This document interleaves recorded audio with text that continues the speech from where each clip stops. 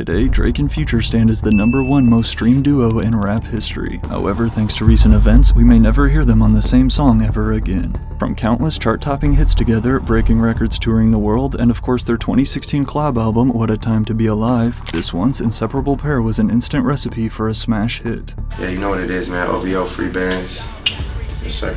Literally 3 of Future's 5 most streamed songs in his career are with Drake. So what happened? At least from the surface, it appears that Future was the one who abandoned Drake. But why would Future ditch his once frequent collaborator and close friend, who by the way is also one of the biggest artists on the planet? Well, as we begin to break down the lyrics and reveal the truth behind these stars' unexpected split, the real reason will likely surprise you.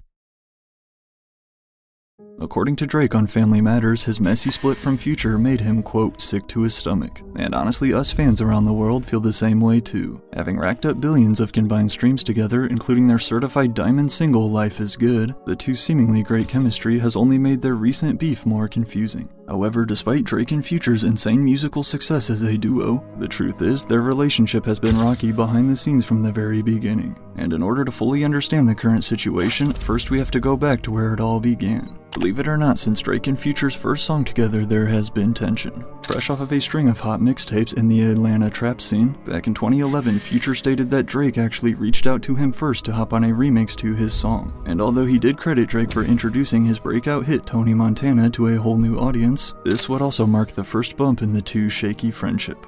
So many people from Atlanta wanted to get on this song, and it just like basically a slap in my face, because they like, shit, you should have did it for somebody from Atlanta who was gonna get in the video, who wanted to be part of your video.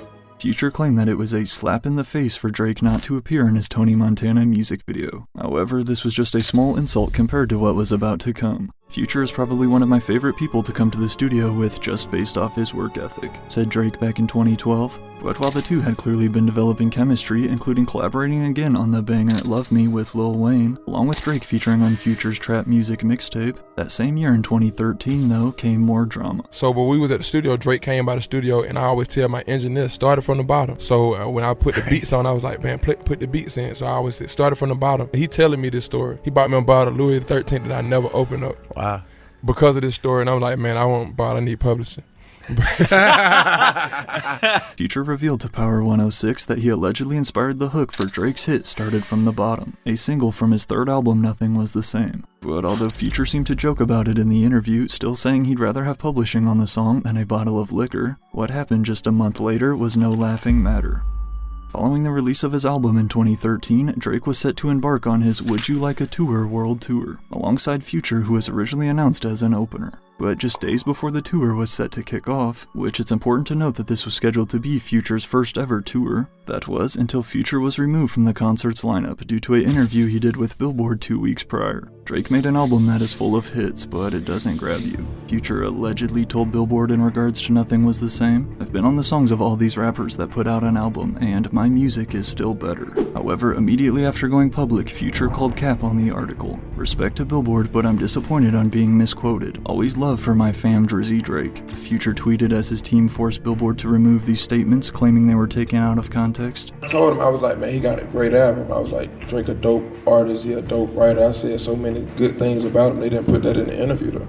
But regardless of if Future actually said those exact words or not, according to the wave of rumors that followed, this Billboard interview clearly upset Drake.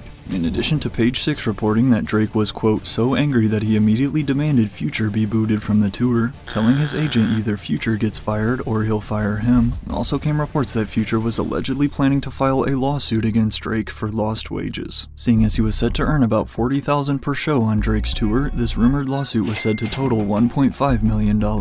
However, despite Future's plans to sue Drake in 2014, the two would soon put their differences aside and rejoin forces, as not only did we see Future get added back to Drake's tour lineup, but then we saw the pair team up again on Future's second album, Honest, on a track titled Never Satisfied. Every time I show up here, he just has like a different album done. He has like a different set of like 10 incredible songs to play. And you know, for somebody, you know, me, I take a lot of time to make music, you know, and you know, so for me, it inspires me. At this point in time, Drake and Future were a duo locked in for success. But then, as the year of 2015 rolled around, it was time to take things to a whole nother level.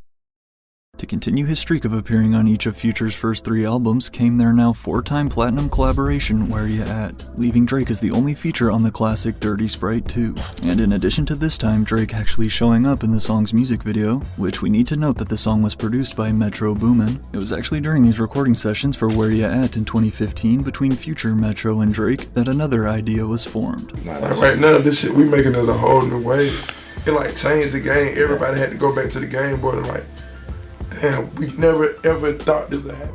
Each with now a #1 project under their belts, Future with DS2 and Drake with If You're Reading This It's Too Late, 2015 was the perfect time to make an album together. Thus came one of the biggest joint albums, What a Time to Be Alive, in September. Drawing comparisons to Jay-Z and Kanye's Watch the Throne and utilizing a Shutterstock image as the artwork, on par with some of Future's other album covers. According to Drake's interview with Sane Low, the two allegedly recorded this entire album in 6 days. And then like at the height of niggas being hot, like to come together. Yeah, that really hasn't happened. Like just at the peak of two. I went to Atlanta and spent 6 days with Future, he's a machine. I've never seen anybody with that much of a catalog. Digital Dash, he had just bodied it so much, recalls Drake of the album's intro. That was the realization of, we're gonna do this whole project together. And who better to executive produce the project than Metro Boomin. Already having worked with Future on songs like Honest and once before with Drake, Metro would end up landing production credits on 8 of the 11 total tracks. However, this is important to remember because as we're about to see in a second, Metro Boomin played a large role in Drake and Future's relationship crashing down. FBG OVO 100% raps Drake on the album in reference to their 2 record labels, along with easily debuting at #1. Following the massive success of What a Time to Be Alive, the pair would then announce their Summer 16 co-headlining tour. Totaling 54 shows across North America, Drake and Future would set the record for the highest grossing hip-hop tour of all time with over $84 million raked in. But although Drake would break his own record only 2 years later on tour with the Migos, again in 2016, Drake and Future were the biggest duo in music. And for a while there, it was smooth sailing at the top for these 2 stars. In addition to their Zaytoven-produced single, Used to This, also came another 5 songs released before the pandemic. First was Grammys off of Drake's biggest album, Views, Blue Tint from Scorpion, we heard 2 Future features on Dark Lane demo tapes, and of course we can't forget their diamond single, Life is Good in 2020.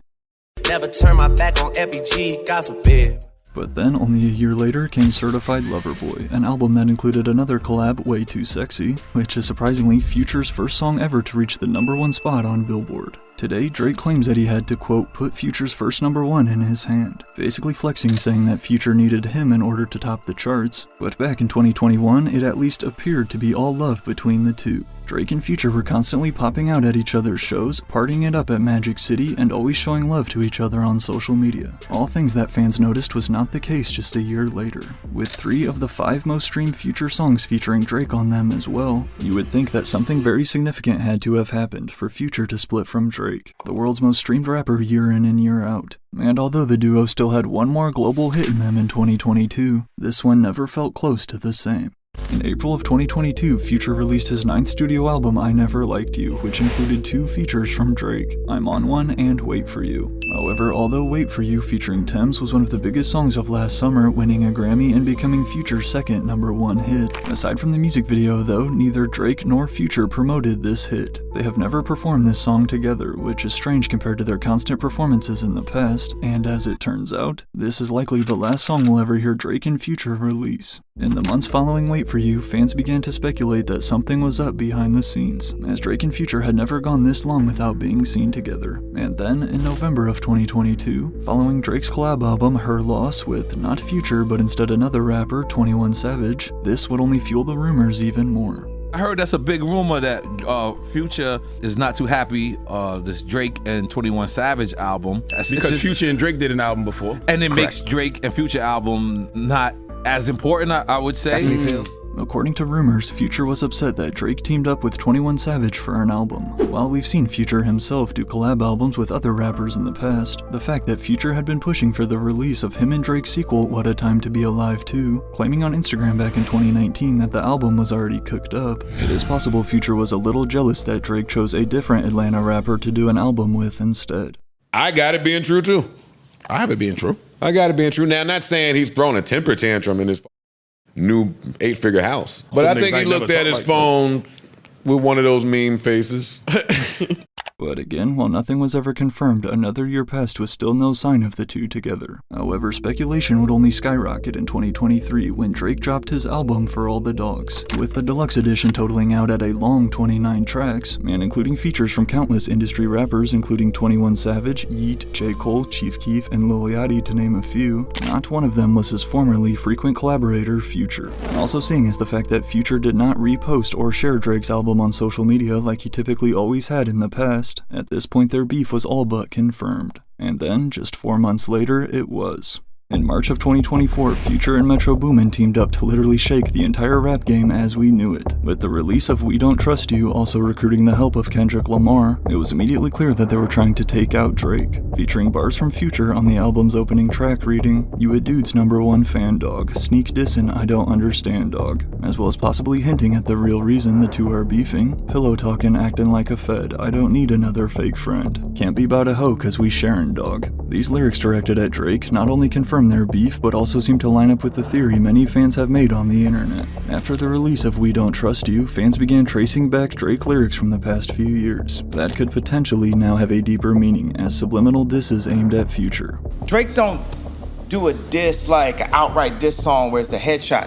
He's gonna set it up like war. Beginning with Her Loss on the track More M's, which notably was the only Metro Boomin produced beat on the album. Dudes ain't got love for the boy, so they fake it. Crack a couple jokes to some girls on some snake, but if I send a verse to they, they'll take it. Shoot a video, arm around like we aces, or pop out at my shows, jump around with me on stages. Along with also, What happened to that claiming OVO, we traded him. and again, remember Future would previously be on social media flexing his OVO chains and reposting his former friend Drake. However though, this still doesn't answer why the two split up. Well, in addition to Future sneak dissing Drake about pillow talking and sharing a girl, also came the popular internet theory to support this claim. This claim that Future and Drake are actually beefing over a girl. Might have slept with a rapper girl, but you ain't F Drake yet. Read more lyrics from Her Loss. But as speculation continued to grow, fans dug deeper. It was initially believed that Drake's 2023 track What Would Pluto Do was paying homage to Future. As the chorus reads, "What would Pluto do? He F that girl, so I did it." However, after their beef was confirmed, fans now think this song has a totally different meaning. It is now believed Drake was instead saying that since he knew Future was with this one particular girl, he slept with her too as a way to get back at Future. Pluto do, he definitely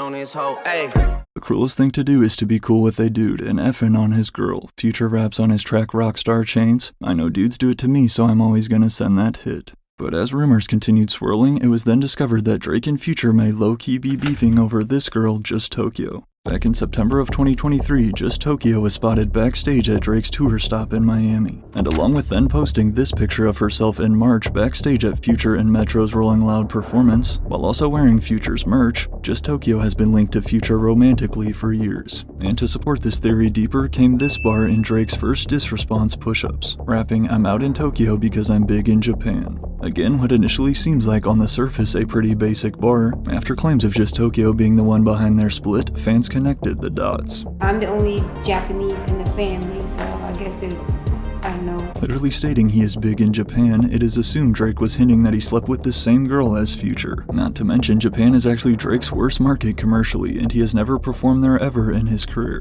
I've never been to Italy, never been to That's Tokyo. crazy. Continuing on with Drizzy Chip and Dale, probably got your bitch a no. Chip and Dale are two cartoon chipmunks who are known for outsmarting Pluto the dog, which not only do we know that Pluto is Future's nickname, but the very next day after posting at Drake's concert came this post from Just Tokyo, showing off her new Chanel shoes, thus leading us to believe this bar is yet another subliminal diss at Future. Drake's a little sloppy with it, where like, yo, all these guys, they share like the same crop of girls, but it's like, yo, these are like the community chicks that we all bang, and yo, you're doing certain.